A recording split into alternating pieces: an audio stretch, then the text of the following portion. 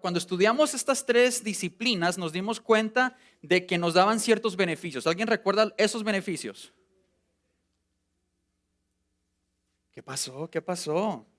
¿Qué beneficios nos dan poder seguir estas disciplinas? Uno de ellos era fuerza en nuestro caminar, fuerza cuando estamos delante de la tentación, nos da la oportunidad de conocer a Dios y también nos da la oportunidad de entender su voluntad, entre otros. Y hoy vamos precisamente a continuar hablando acerca de las disciplinas espirituales.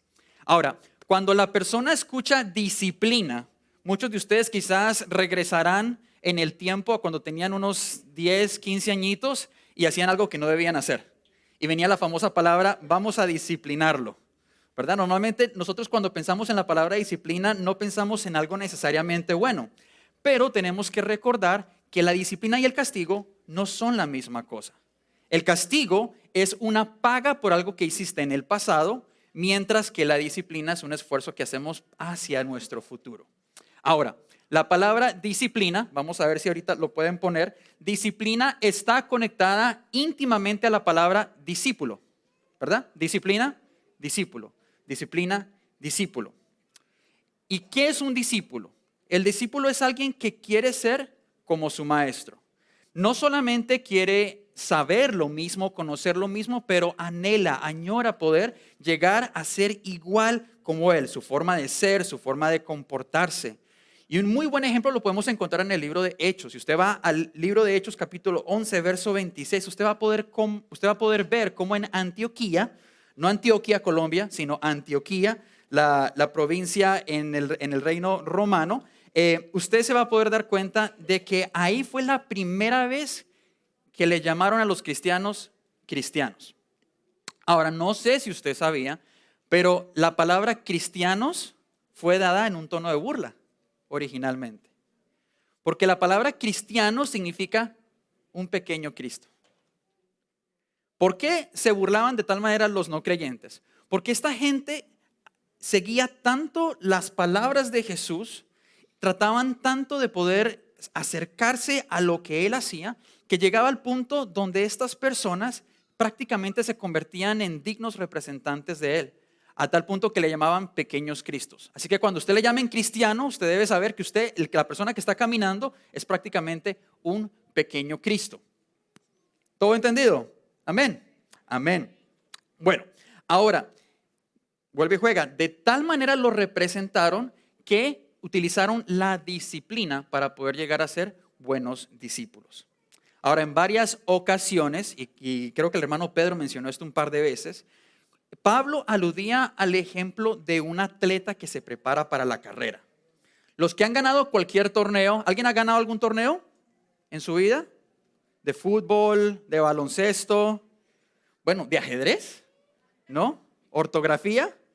O bueno, el caso es que todos los que han ganado algún torneo, allá Yasmina levantó la mano de ortografía, saben de que las cosas, para uno poder ganar, las cosas no ocurren por accidente, ¿verdad? Cuando una persona pone su disciplina, sabemos que Dios pone el talento, pero la persona es consciente que le corresponde poner la disciplina. Y les quiero contar una pequeña anécdota. Aunque no parezca, en el presente yo solía jugar mucho fútbol. Y me pasaba algo muy raro. Imagínense que el partido es de 90 minutos y al minuto 70 yo me caía. Casi que todas las semanas me caía y ya no podía aguantar. ¿Por qué? Porque estaba con un calambre aquí en la parte de atrás no sé si alguna vez alguien le ha dado un calambre, quizás durmiendo, ¿sí? Bueno, todos los que dijeron, se acuerdan, ¿verdad? Del dolor. Bueno, imagínese estar corriendo a máxima velocidad y que te agarre un calambre que quedas completamente tirado en el piso. Bueno, eso me pasaba a mí una y otra vez. Y bueno, llegaba al punto en el que como yo estaba jugando en un nivel, obviamente no es un nivel profesional, entonces yo ahí caí en el piso y mis compañeros tratando de agarrarme y de moverme, claro, a veces se les resbalaba y me caía otra vez y me tenían que volver a levantar hasta que me llevaban a la banca. Ahora, eso era mejor que yo tenerme que arrastrar en el piso para poder llegar a la banca. Pero cuando estaba ocurriendo eso y yo decía, pero ¿por qué? Yo entreno más que mis compañeros. Yo llego más temprano que mis compañeros y me sigue pasando una y otra vez. A tal punto que todo el mundo en la escuela sabía que Daniel iba a necesitar un poquito de ayuda, más o menos en el minuto 70 del partido. Y yo decía, pero qué raro. Pero después de hablar con gente que sabe de esto, me dijeron la razón por esto. Tenía nombre y apellido. Se llamaba Doña Coca-Cola. Yo tomaba Coca-Cola y pregúntele a mi familia, bueno, si mi mamá me está viendo, probablemente vas a poner amén porque así era.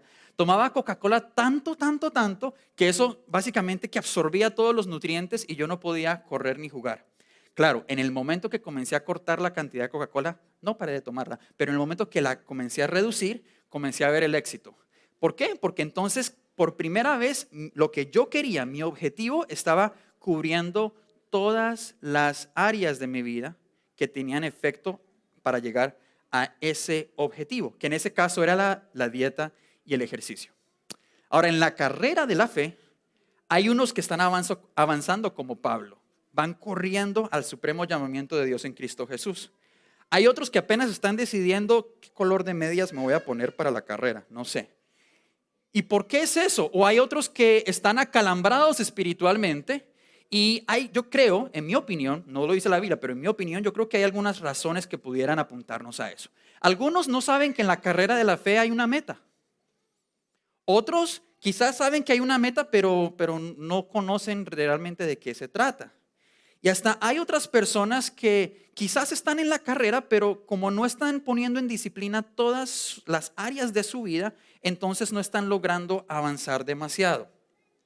Pero lo que pasa es que esta es la carrera más importante de tu vida. Esta carrera abarca todas las áreas de nuestra vida. Ahora, ¿qué es lo que está en esta carrera? Bueno, todo lo que está ahí lo vamos a encontrar al otro lado de la línea. ¿Quién se acuerda de esto?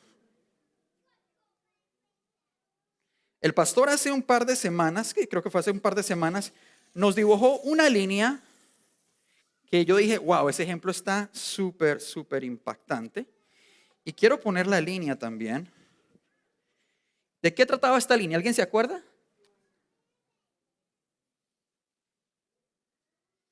Ahí está. Cuando estamos hablando de la línea, estamos hablando de ese paso que tú das cuando aceptas a Cristo como tu Señor y Salvador. Tomas ese paso, accedes a la vida eterna. Pero ¿qué es lo que pasa? Que el pastor hablaba de que hay gente que pasa la línea y se queda aquí, tratando como que de caminar en la línea. ¿Por qué? Porque tristemente, no sé, por alguna razón anda viendo constantemente lo que está al otro lado, lo que tuvo que renunciar, y como no está viendo, entonces se tropeza. O como no utiliza la palabra, que fue lo que hablamos la semana pasada, está completamente ciego, porque la palabra nos dice de que ella es la lámpara que está a nuestros pies. Estás caminando completamente a ciegas y te caes también. ¿O qué más puede ocurrir? Bueno, pues que como no estoy orando, como no estoy ayunando, estoy completamente débil y con cualquier facilidad el enemigo puede venir y tumbarme a mí. Pero ¿qué es lo que ocurre? De que cuando pasamos esta línea, podemos darnos cuenta de que podemos ser llenos de la plenitud del Espíritu Santo. Amén. Ahora, ¿qué está de este lado? Sabemos que es la llenura, pero ¿qué está de este lado? Vamos a ver qué es lo que dice la palabra. Y tenemos ahí unos cuantos textos que espero que ahí los podemos ver en la pantalla. Mire lo que dice 2 Pedro 3:18. Más bien, y lea usted conmigo que lo puede ver ahí, crezcan en la gracia y el conocimiento de nuestro Señor y Salvador Jesucristo. Atención a lo que está subrayado. Efesios 3:19. En fin, que conozcan ese amor que excede todo conocimiento para que sean llenos de toda plenitud de Dios. Efesios 4:13. Hasta que todos lleguemos a estar unidos por la fe y el conocimiento del Hijo de Dios, hasta que lleguemos a ser un hombre perfecto a la medida de la estatura de la plenitud de Cristo. Filipenses 3:10, a fin de conocer a Cristo y el poder de su resurrección y de participar de sus padecimientos para llegar a ser semejante a Él en su muerte. Juan 17:3, y esta es la vida eterna. ¿Estar en el cielo? No, mire lo que dice. Esta es la vida eterna, que te conozcan a ti, el único Dios verdadero, y a Jesucristo, a quien has enviado. Mire todo el común denominador que podemos encontrar ahí. ¿Qué es lo que podemos encontrar al otro lado de la línea cuando hacemos ese paso? Si vamos cada vez más profundo, nos vamos a dar cuenta que hay tres cosas. 1, vamos a poder conocer a Cristo. 2, vamos a poder ser como Él, ya que lo conocemos. Y tercero, vamos a poder llenarnos de la plenitud de Dios. Ahora, atención, no es conocer de Cristo, sino es conocer a Cristo. Hay una gran diferencia, ¿verdad? Yo puedo conocer de mi esposa, pero no creo que duremos mucho, ¿verdad? ¿Verdad? Así como Samuel y Kenzie ya la conoce y se conocen y están ahí armando esa hermosa relación. Igual, nosotros necesitamos conocernos y para conocernos tenemos que estar con esa persona. ¿Amén? Entonces, hablamos de oración, hablamos de la lectura de la palabra, hablamos del ayuno. Si quieres estar con Dios, entonces tenemos que ponerle atención a dos disciplinas más que vamos a hablar en este día. Efesios 5, 17 al 20 fue el texto con el que cerró el pastor hace 2 semanas. Decía, no sean pues insensatos, procuren entender cuál es la voluntad del Señor. No se emborrachen con vino, lo cual lleva al desenfreno. Más bien, llénense del Espíritu. Y mire lo que dice el siguiente texto. Hablen entre ustedes con salmos, himnos y cánticos espirituales. Canten y alaben al Señor con el corazón. Y den siempre gracias por todo al Dios y Padre en el nombre de nuestro Señor Jesucristo. ¿Cuáles son estas dos disciplinas entonces? La alabanza y la adoración. Una vez más, la alabanza y la adoración. Ahora, entonces usted preguntará, ¿la adoración qué es? ¿Las canciones lentas que cantamos aquí en la iglesia? ¿No? Bueno, me alegra que la mayoría dicen que no. Y la alabanza son las canciones rápidas. Tan, tan, tan, tan, tan, tan, tan, tan. No, ¿verdad? Creo que así nos lo enseñaron quizás en nuestra niñez, pero cuando vemos la escritura bíblica nos damos cuenta de que se trata mucho más que esto. Y por esa razón vamos a ir al original. Así que usted va a aprender un poquito de griego y un poquito de hebreo el día de hoy. La palabra adoración en el Antiguo Testamento la reconocemos como la palabra Sheshua. Diga usted, Sheshua. Otra vez, Sheshua. Qué lindo, pareciera que eran de Israel esta gente. Bueno, la palabra Sheshua significa inclinarme, significa rendirme delante de algo. Un buen ejemplo lo podemos encontrar en Génesis 22:5, cuando Abraham le está diciendo a sus criados de que va a ir con su hijo, después de que Dios le pidió que fuera a entregar a su hijo en sacrificio, le dijo a sus criados, voy a ir con mi hijo a Sheshua. Voy a ir con mi hijo al monte a adorar a Dios. Ahora también podemos verla escrita en el Nuevo Testamento. Y usted dirá, ¿será una definición diferente? Pues la verdad es que no, porque la palabra adoración en el griego se dice proskuneo. Diga usted, proskuneo. ¿Otra vez? Proskuneo, muy bien. Y eso está escrito en el griego. ¿Y sabe qué significa la palabra proskuneo? Es exactamente lo mismo.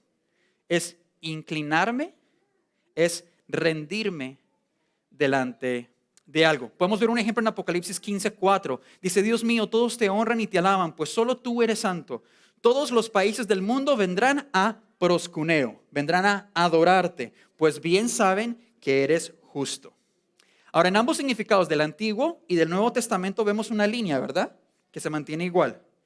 ¿Qué significa esto? De que la adoración en términos sencillos es cuando me rindo, es cuando me inclino delante de Dios. Ahora vamos a ver una cita más. Juan 4:23 dice, pero esta creo que la conocen todos, pero viene la hora y ahora es cuando los verdaderos adoradores adorarán al Padre en espíritu y en verdad, porque también el Padre tales adoradores busca que le adoren. Atención a eso. ¿Qué es lo que está buscando el Padre? ¿Adoración? ¿Qué está buscando el Padre? Adoradores. O sea, Él no está buscando la adoración de Israel. Él quiere a Israel. Él no está buscando la adoración de Rafael. Él quiere a Rafael. Amén. Entonces, ¿qué significa esto? No se trata de un acto, no se trata de venir el domingo y hacer así. No, sino se trata de que Dios te quiere a ti. Dios me quiere a mí. Y no es un poquito de mí. Dios me quiere completamente a mí. Amén. Entonces significa de que la adoración no se enfrasca en un tiempo o un espacio, sino que la misma vida es la adoración de la persona. Ahora, la pregunta central que quiero hacerte en esta mañana no es necesariamente si adoras o si no adoras, o si te inclinas o si no te inclinas, porque todos, absolutamente todos, nos inclinamos delante de algo, porque nuestra naturaleza humana nos lleva a adorar. La pregunta más bien es qué o quién está delante de nosotros cuando nos inclinamos. La pregunta es, ¿a dónde está apuntando tu adoración? Quizás instintivamente tú digas, bueno, Daniel, pues estoy sentado en la iglesia. Eso no da la respuesta. O quizás digas, bueno, yo estoy conectado a la transmisión. ¿No es suficiente esa la respuesta? Y la verdad es que no.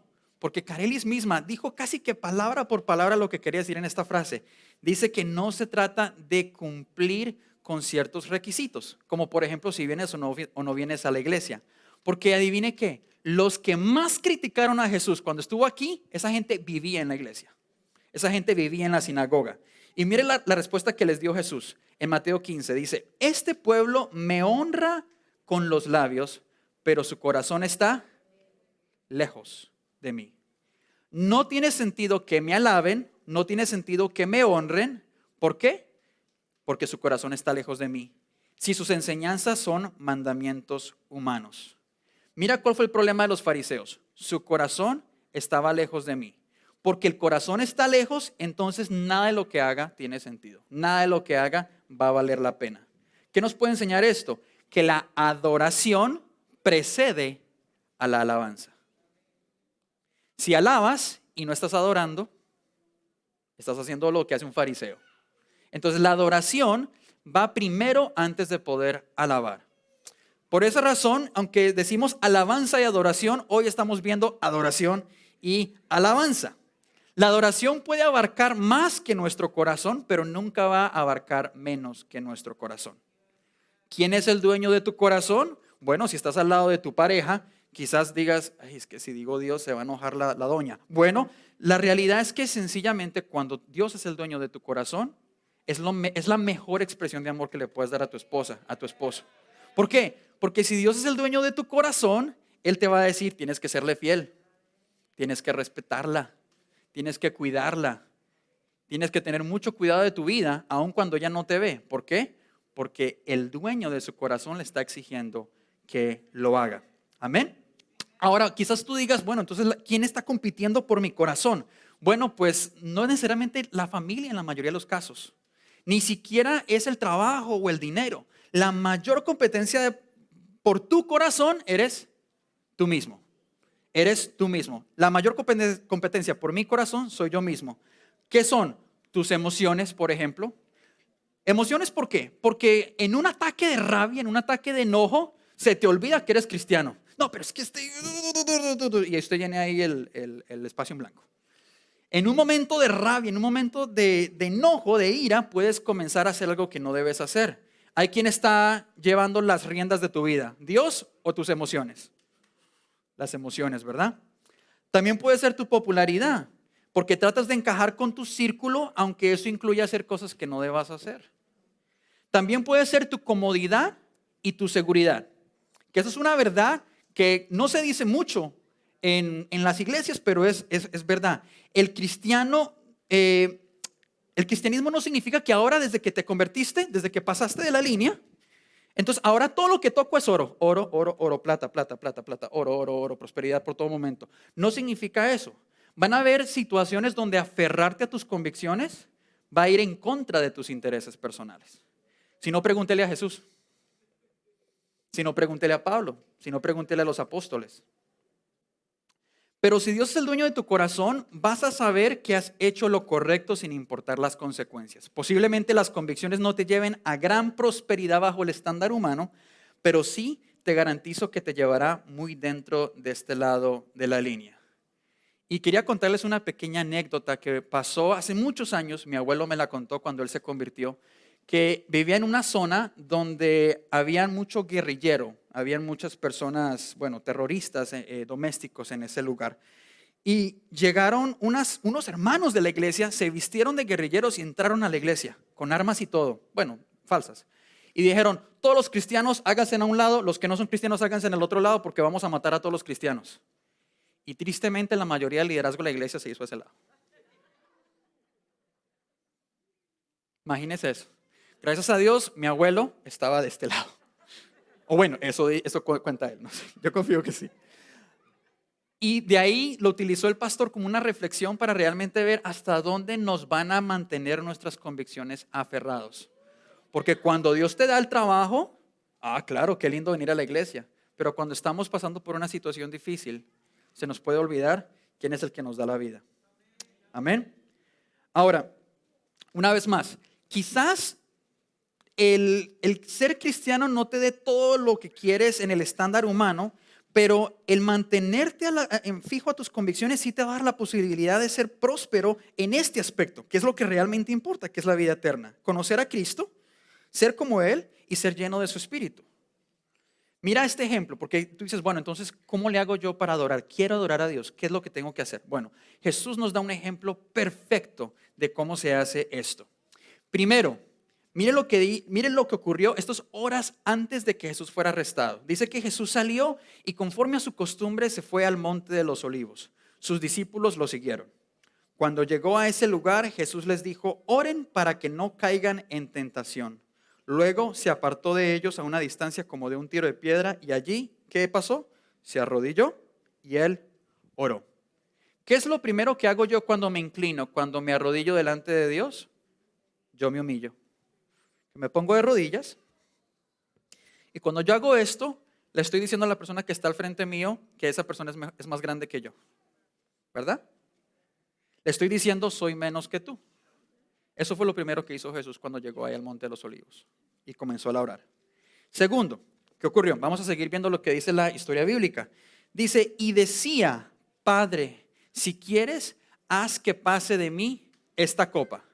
¿Por qué? Porque cuando me arrodillo y bajo mi cabeza, bajo mi guardia completamente. Yo no sé lo que Él va a hacer, solamente me resta confiar en Él.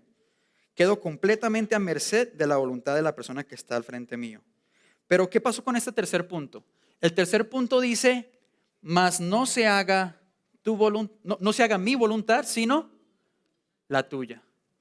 Entonces, el último ingrediente y el ingrediente más importante es que entrego mi voluntad completamente a Dios. Entrego mi vida completamente a Dios. Estoy delante de Él y le rindo todo. Dios, todo lo que sea mío, mi familia, mis pertenencias, mis sueños, mis deseos, mis pasiones, todo lo que hay en mí, te lo entrego completa y absolutamente a ti. Ahora, ¿qué ocurre entonces cuando tenemos estas tres? Una vez más, primero, me humillo. Segundo, me vuelvo vulnerable. Y tercero, entrego mi voluntad. Esos son los tres elementos que ocurren cuando estás tratando de adorar. ¿Cuál es el resultado de esto? Bueno, pues que eso me va a llevar a un encuentro con Dios. Voy a estar delante de la presencia de Dios y voy a poder tener intimidad con Él. Algo similar ocurre cuando proponemos matrimonio, ¿verdad? El hombre se pone de rodillas, expresa su amor, ¿verdad? Desnuda su corazón y dice, Andrea, eres la mejor. Andrea, eres la más hermosa. Andrea, por favor, cásate conmigo, ¿verdad? ¿Y qué es lo que pasa? Yo, como hombre, estoy doblegando mi voluntad porque es decisión de ella si dice que sí o si dice que no. Si dice que no, ¿qué?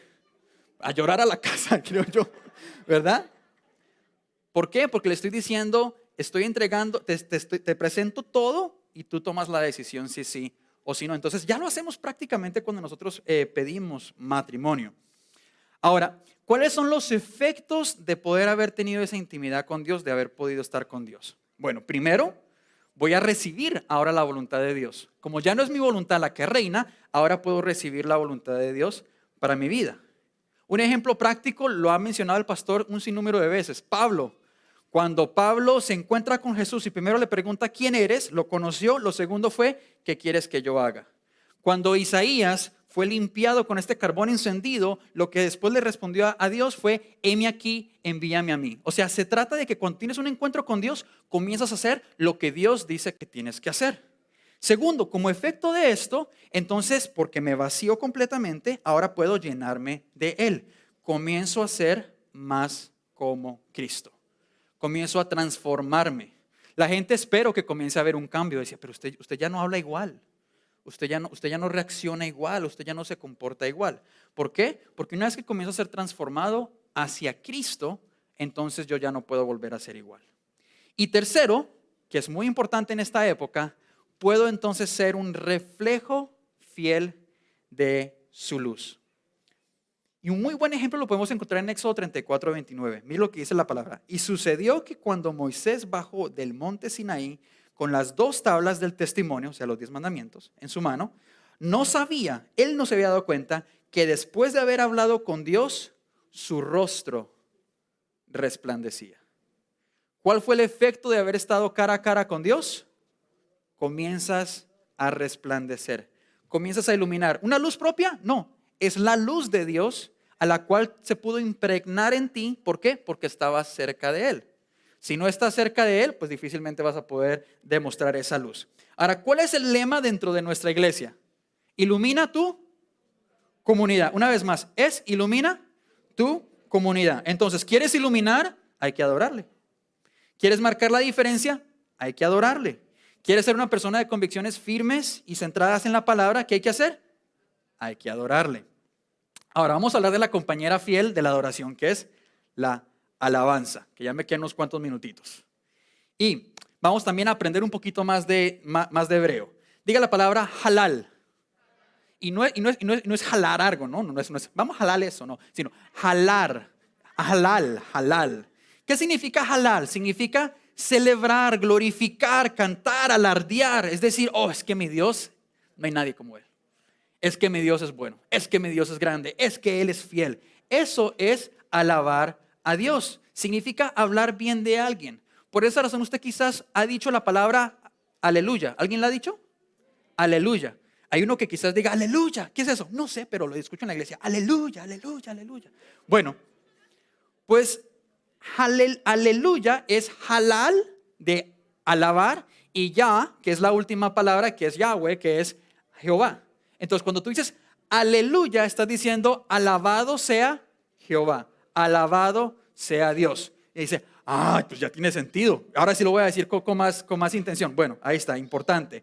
Alabado sea Dios. Veamos algunos textos que hablan acerca de la alabanza. Primera Tesalonicenses 5:18 dice, den gracias a Dios en todo tiempo porque esta es su voluntad para ustedes en Cristo Jesús. Salmo 156 dice que todo lo que respire alabe a Dios. Entonces, ¿qué vemos aquí? Que no es una sugerencia, no es un consejo, es una instrucción, es la voluntad de Dios que nosotros le alabemos. Ahora, aquí es donde es importante cuando vimos en Efesios 5:19, que estábamos mencionando que es el texto con el que cerró el pastor, decía, hablen entre ustedes con salmos, himnos y cánticos espirituales, canten y alaben al Señor con el corazón. ¿Por qué? Porque cuando yo hablo bien de alguien, no siempre lo puedo hacer con las mejores intenciones, ¿verdad? Llega, no sé, un niño a su casa y rompe algo y usted, qué lindo el niño. Qué lindo el niño. O alguien hace un error tonto y usted, qué inteligente que es usted, ¿verdad? Bueno, entonces, ¿qué significa? Para alabar no necesariamente no necesariamente tiene que salir del corazón. Pero la instrucción de Dios aquí es, háganlo, alaben al Señor con el corazón, o sea, que sea genuino. Profundicemos un poco más. El Salmo 100, que es un salmo que al pastor Roy le encanta, y me encanta cuando lo lee, dice, entremos por sus puertas ¿con qué? Y sus atrios con alabanzas y con acción de gracias. Alabémosle y bendigamos su nombre. Y Dios es tan bueno que en su infinita gracia y sabiduría, cada vez que nos ordena alabarle, inmediatamente después nos da las razones por las que lo debemos hacer. El versículo 5 dice, porque el Señor es bueno. ¿Es así para usted? Amén. Porque su misericordia es eterna, ¿es verdad? Amén. Y su verdad permanece para siempre, ¿verdad? Estas 3 cosas, sin importar lo que esté ocurriendo en tu vida, siempre van a ser verdad. Por lo tanto, podemos encontrar más que suficientes razones para alabar a nuestro Dios. Ahora, cuando vemos el escrito original, nos damos cuenta de que David utiliza diferentes sinónimos de la palabra alabanza ahí. Y quiero leerles lo que sería una traducción un poco más literal. Dice, entremos por sus puertas con un regalo de agradecimiento. ¿Qué regalo es? Mi corazón. Sus atrios con canciones de alabanza. Levantemos nuestras manos en acción de gracias solo a Él y humildemente postrémonos delante de su nombre. ¿Qué significa esto? La alabanza no se puede hacer en silencio. Usted no puede hablar bien de alguien con la boca cerrada, ¿verdad? ¿Sí? No se puede. Cuando nosotros estamos alabando, está conectado con levantar las manos, con cantar, con danzar, con gritar en algunos momentos. Entonces, ¿qué me deja saber esto? Que la alabanza se nota. La alabanza se nota. Si tu alabanza no se nota, no estás alabando. Ahora, ¿por qué es tan importante esta disciplina? Bueno, porque es un arma tremendamente efectiva en la guerra espiritual. Y mucha gente no le da importancia y usted cree que eso es por accidente. Esa es la estrategia del enemigo. Vemos una y otra vez que cuando hacía guerra a Israel, quienes iban adelante no eran los mejores arqueros, no era la caballería. ¿Quién iba al frente? Los adoradores. Qué raro, ¿verdad? Pero vamos a ver cómo funciona eso. Pero ¿por qué el enemigo no quiere que alabes? Porque el enemigo, más que el tener 1000 armas, le conviene más que los cristianos estén desarmados. ¿Verdad? Le conviene que tú no le des importancia. Él prefiere neutralizarte para que tú no causes estragos a su reino y que no uses tus armas con una estrategia muy engañosa, la cual ha derrumbado a unos cuantos. ¿Cuál es la estrategia engañosa del enemigo para desarmarte? Primero, te va a recordar tu pasado. ¿No le ha pasado a usted que en el momento de hacer un paso de fe comienza usted a acordarse de todo lo que ha hecho en el pasado? O el enemigo comienza a hablar de tu humanidad o comienza a hablarte de tus defectos. Goliat se burló del ejército de Israel y posteriormente con David también se burló de él. Le dijo, pero usted es un flacucho, ¿qué me va a venir a hacer? Comenzó a hablar de su humanidad. No le funcionó, pero lo intentó realizar. Segundo, cuando tú comienzas a creer esas palabras, vas a comenzar a perder tu confianza en el Señor. ¿Por qué? Porque tú comienzas a creer esas palabras. Oiga, ¿verdad? Yo así de chiquito, pero apenas llevo un mes en el servicio, ¿por qué? No, Dios no me va a poder usar a mí. Y eso comienza a apagar tu fe. Fue en el momento de duda cuando Saúl se equivocó, no en el momento de fortaleza. Tercero, cuando tú te desenfocas, te pone en un estado de vulnerabilidad. Un ejemplo muy sencillo, Sansón. Se puso a jugar con fuego con una señora llamada Dalila y terminó quemándose, ¿verdad? Y 4, cuando menos te lo esperas, terminas en derrota. Porque Saúl y Sansón terminaron pagando con su vida sus errores. Ahora, por eso es tan efectiva la distracción. Porque tú piensas que vas bien, pero ¿qué es lo que pasa? Te estás enfocando en el otro lado de la línea. Comienzas a caminar y sabemos que aquí hay plenitud, aquí hay llenura, aquí hay un montón de bendiciones de parte de Dios. Pero como estás siempre viendo para allá, lo tienes literalmente aquí. Aquí está, disponible para que puedas disfrutar de él. Pero ¿qué pasa? Estoy completamente distraído viendo lo que no me corresponde ver, por lo tanto nunca voy a avanzar. Y es casi como que me jala y comienzo a tocar un poquito de, ay, uy, sí, qué chévere eso. Uy, cómo extraño poderme ir a hacer eso. Y comienzo yo a tocar lo que no debo tocar. Y Dios tiene tanto para ti aquí.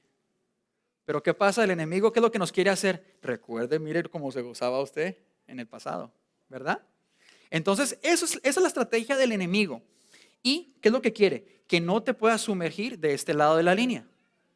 Entonces, ¿qué hace el cristiano? ¿Qué hace usted cuando el enemigo le vaya a hacer eso? Veamos lo que dice Hebreos 13. Dice, por lo tanto, ofrezcamos siempre a Dios, por medio de Jesús, un sacrificio de alabanza. Es decir, el fruto de labios, o sea, hay que decirlo, que confiesen su nombre. No se olviden de hacer el bien, ni de la ayuda mutua, porque estos son los sacrificios que agradan a Dios. Ahora, esta última sección no la tengo ahí en la pantalla porque quiero que usted la busque. Busque por favor el libro de Segunda de Crónicas capítulo 20. Segunda de Crónicas capítulo 20. Y esta historia me encanta, me fascina, porque podemos ver qué pasaría cuando las 3 disciplinas que mencionó el hermano Pedro la semana pasada, las unimos con la alabanza y la adoración y hacemos un arsenal de 5 armas. Mientras que usted lo va buscando ahí, voy a comenzar a contarle acerca de esto. Habían 3 naciones, los moabitas, los amonitas y los meunitas. Qué nombres más raros, ¿verdad? Amonitas, moabitas y los meunitas. 3 naciones se unieron para pelear contra Israel. Probablemente una de las guerras más difíciles para el pueblo de Israel. y se unieron para pelear contra Judá, el reino del sur de Israel. Y en ese tiempo Josafat era el rey. Imagínese esto, los mensajeros de Josafat, versículo 2, le dieron aviso diciéndole: un ejército muy numeroso viene a atacarte. Partió de Edom, del otro lado del mar muerto, y ya está muy cerca en la ciudad de Engadi. Josafat, lleno de miedo, o sea, él no era ciego a lo que estaba pasando, buscó la ayuda de Dios y para mostrar su angustia le pidió a todo el pueblo que no comiera. ¿Qué es eso? El ayuno. De todas las ciudades de Judá llegó gente de Jerusalén para pedir la ayuda de Dios. Al ver la multitud, Josafat se puso de pie frente al pueblo nuevo que estaba en la entrada del templo de Dios y oró así: Dios de nuestros antepasados, tú estás en los cielos y dominas todas las naciones de la tierra. La fuerza y el poder te pertenecen. Nadie puede vencerte. Mientras que esto está pasando, los otros 3 ejércitos vienen con todo contra Israel. Y después de esto, me salto al versículo 12. Josafat dice: Dios nuestro, castígalos. Nosotros no podemos hacerle frente a un ejército tan grande. Dijeron: Dios, si tú no te metes en esto, estamos fritos. Dice: ni siquiera sabemos qué hacer. Por eso nos dirigimos a ti en busca de ayuda. Llegó una palabra del Señor y de ahí entonces vamos a ver el famoso encuentro entre el pueblo de Israel, entre el pueblo de Judá y estas 3 naciones. ¿Qué ocurre cuando yo alabo a Dios? ¿Qué ocurre cuando activo mi arma? Esta parte sí se la puse en la pantalla. Vamos a ver lo que ocurrió después. Entonces Josafat se puso de rodillas hasta tocar el suelo con la frente. ¿Qué es eso? Adoración. Y todos los que estaban con él también se arrodillaron ante Dios y lo adoraron. Mientras tanto, los descendientes de Quead y de Coré, estos son la gente, es el ministerio de alabanza, ¿sí? De la tribu de Leví, se pusieron de pie, alzaron su voz y empezaron a cantar alabanzas a Dios. Vemos adoración, vemos alabanza, vemos oración, vemos ayuno y vemos también que estaban ahí proclamando la palabra de Dios. ¿Y qué es lo que ocurre aquí? El primer punto cuando yo alabo a Dios es que me vuelvo más consciente del Dios al que sirvo. Porque aquí en la iglesia cantamos la palabra de Dios. Comienzo a cantar en los montes, en los valles, o sea, en las buenas y en las malas, Dios está conmigo. Comienzo a cantar que aquí hay libertad en la casa de Dios porque su presencia está aquí. Comienzo a decir de que si Él está aquí, entonces podemos ser completamente transformados. Y tú comienzas a cantar y tú mismo escuchas lo que estás cantando y comienzas a darte cuenta, ¿verdad? Dios está conmigo. Segundo punto, ¿qué ocurre cuando tú alabas a Dios? Se comienza a activar tu fe. ¿Por qué? Porque sabemos que la palabra viene por el oír y el oír la palabra de Dios. Y tú comienzas a aclamar la palabra de Dios, a proclamar la palabra de Dios. Y vemos en el versículo 20, al día siguiente se levantaron muy temprano y se prepararon para ir hacia el desierto de Tecoa. Cuando iban saliendo de Jerusalén, Josafat se puso de pie y les dijo: escúchenme con atención. Todos los que viven en Jerusalén y Judá, confíen, en nuestro Dios y en sus profetas. Si lo hacen, todo saldrá bien, nada nos sucederá. Ahí comienzas tú a decir: ¿sabe qué? Si Dios está conmigo, ¿quién contra mí? Amén. Tercer punto, cuando yo ya comienzo a activar mi fe, entonces me puedo posicionar, me puedo parar en la posición correcta. ¿Por qué? Porque me doy cuenta, yo no estoy haciendo esto solo. Puedo hacerme a un lado y dejar que Dios comience a pelear las batallas. ¿Por qué? Porque vemos ahí en el versículo 21. Luego Josafat se puso de acuerdo con el pueblo y eligió a varios cantores para que marcharan al frente del ejército. O sea, los puso al frente, se está posicionando. Y fueran cantando y alabando a Dios con el himno que dice: den gracias a Dios porque Él nunca deja de amarnos. Los cantores marcharon vestidos con sus trajes especiales. Entonces, ¿qué? ¿Me puedo hacer a un lado? Porque conmigo va el Todopoderoso. Les recuerdo la historia de Goliat. Goliat le dijo a David: ¿y tú, tan flacucho, tan chiquito, qué me vas a venir a hacer? Voy a alimentar las aves de rapiña con tu carne. Se lo dice un gigantón, un muchachito de 15 años. Y David le responde bíblicamente. Le dice: tú vienes contra mí con espada y jabalina, mas yo vengo en el nombre del Señor de los ejércitos. Dice: a quien tú has provocado. O sea, David le está diciendo al enemigo: usted no se metió conmigo, usted se metió con mi papá. Y ahí no le va a ir muy bien, que digamos. Y cuarto punto, puedo ver a Dios victorioso y darme la victoria para su gloria. Mire lo que ocurre después de que el pueblo de el pueblo de Judá pone a sus levitas al frente y van todos marchando hacia una guerra que seguro iban a perder contra 3 naciones contra una. Un ejército gigantesco contra una nación mucho más pequeña. Y miren lo que ocurre. En cuanto empezaron a cantar, Dios confundió a los enemigos de Judá. Fue tal la confusión que los amonitas y los moabitas atacaron entre sí a los de Seir, hasta que acabaron con todos. Luego, los dos que quedaron, amonitas y moabitas, se pelearon entre ellos y acabaron matándose unos a otros. Así fue como cayeron derrotados.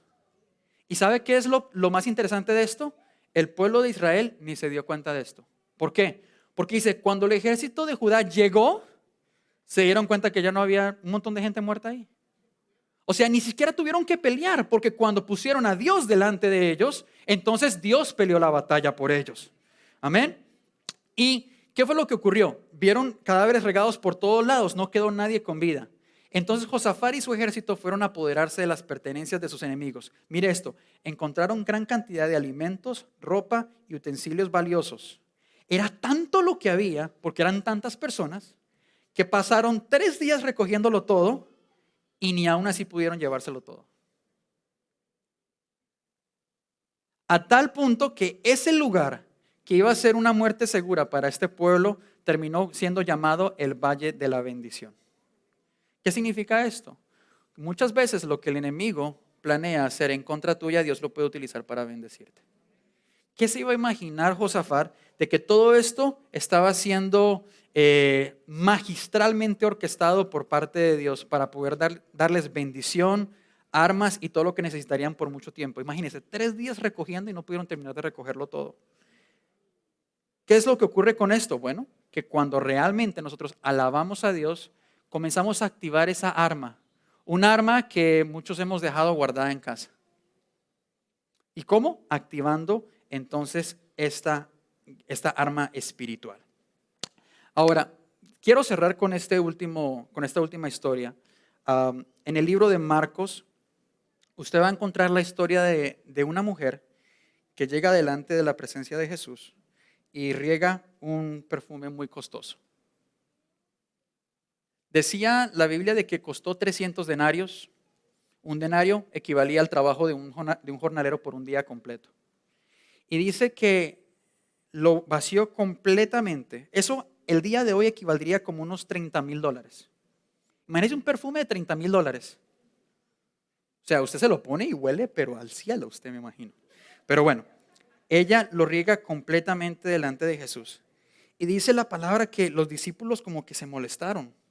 Y claro, el Judas Iscariote pues dice, pudiéramos habérselo dado a los pobres para que pudieran, o sea, eso es un desperdicio. Imagínense la perspectiva de Jesús, que los discípulos estén diciendo eso y él, ¿y acaso yo no valgo nada? Pero ahí Jesús les instruye que hagan silencio porque lo que está haciendo ella es un acto de adoración. Ahora, en el libro de Marcos no vas a encontrar muchos detalles acerca de esta mujer. Es más, no sé si ustedes sepan quién es esta mujer. Pero cuando vamos al libro de Juan, podemos ver la perspectiva de Juan, que tiene mucho más detalle. Sabemos que en el libro de Juan, esta mujer era conocida como María de Betania. Y la podemos encontrar en el capítulo 12, cuando ella hace este acto de alabanza y de adoración a Dios, donde ella se arrodilla, pone todo esto en los pies de Jesús, con sus cabellos lava y limpia sus pies. Y cuando vamos al capítulo 11, podemos entender el porqué de esta situación. Solamente un capítulo atrás, el capítulo 11. ¿Qué significa el capítulo 11 en la ley jurídica en Estados Unidos? Chapter 11, bankruptcy, bancarrota, era la bancarrota de esta mujer, de esta familia. En el capítulo 11, su hermano Lázaro había muerto. Sabían que Jesús podía hacer algo, pero Jesús llega 4 días tarde. Su corazón completamente hecho pedazos. Ya 4 días, decía que ya hasta el cuerpo olía feo. ¿Qué va a poder hacer Jesús? Completamente destruida, ella, su hermana Marta. Y llega Jesús y Jesús le devuelve a su hermano con uno de los milagros más espectaculares que pudieran haber ocurrido en la historia bíblica. Después, al entender esto, podemos darnos cuenta del contexto del capítulo 12. Por esa razón ella viene a entregarlo todo, porque ¿qué tiene en comparación $30,000 a la persona que me devolvió a mi hermano que estaba muerto por 4 días? Y la enseñanza central aquí, porque es tan importante esto que hasta Jesús le instruye a los discípulos, ni se les ocurra escribir acerca de mí si no van a poner esta historia. Y esta historia tiene que quedar en todo lo que ustedes escriban. A tal punto que creo que ustedes conocen más de esta mujer que muchos apóstoles, ¿verdad? ¿Por qué? Porque cuando ella se arrodilló y entregó todo, le estaba diciendo a Jesús, Jesús, tú lo representas todo para mí. Nada se compara contigo. Y nos podemos dar cuenta de que el acto de adoración, lo que nosotros entregamos en adoración, es equivalente al valor del Dios que está conmigo. Si yo adoro poco, ¿qué le estoy diciendo a Dios? Tú significas poco para mí. El que adora mucho, ¿qué va a hacer? Va a demostrarle a Dios, tú lo significas todo para mí.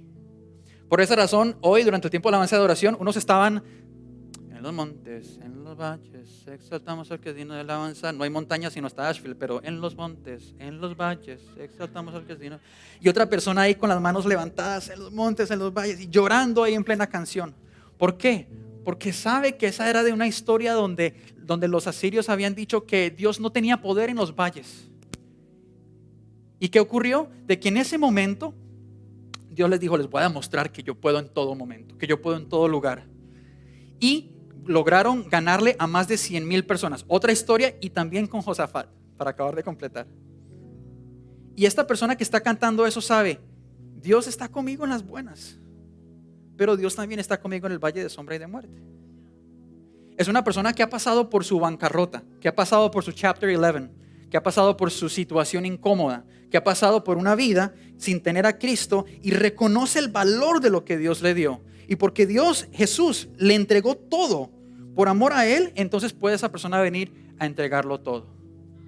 Entonces, una vez más, el significado de la adoración que tú das es directamente relacionada al significado de Dios para ti.